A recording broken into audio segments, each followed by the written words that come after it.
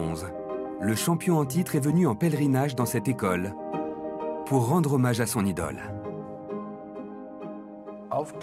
De Clark, Senna a simplement dit « C'était mon héros d'enfance, le plus grand de tous ». Tout comme Senna, Clark est mort alors qu'il était au sommet de son art. Et comme Senna, qui sait combien de courses et de championnats il aurait pu encore gagner.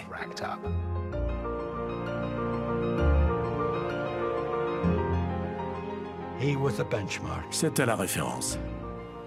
Oui, le meilleur.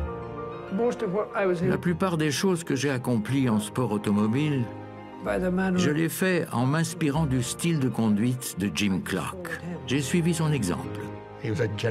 C'était un gentleman. C'était un gentleman et un homme gentil. C'est dommage qu'il ne soit plus là parce que il nous manque.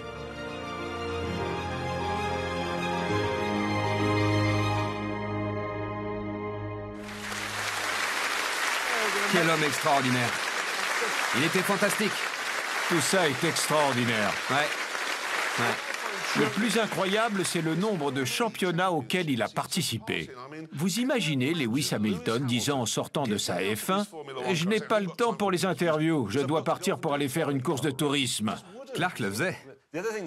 L'autre chose qu'il ne faut pas oublier, c'est qu'au début des années 60, un vol jusqu'en Australie comportait 8 escales. Et il n'y avait ni siège-lit, ni télé dans l'avion. Ouais. On s'asseyait et c'est tout. Ouais, et n'oublions pas qu'il descendait d'avion, faisait sa course, gagnait et remontait dans un autre avion direction la France pour aller y gagner une autre course.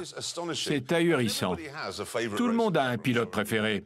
Je pense que les gens ici aussi. C'est souvent Senna, Schumacher, Villeneuve, Romain Grosjean ou Fangio. Mais si on se fie aux chiffres pour mesurer le talent d'un pilote, on en conclut que le plus grand, c'était Jim Clark. Au revoir.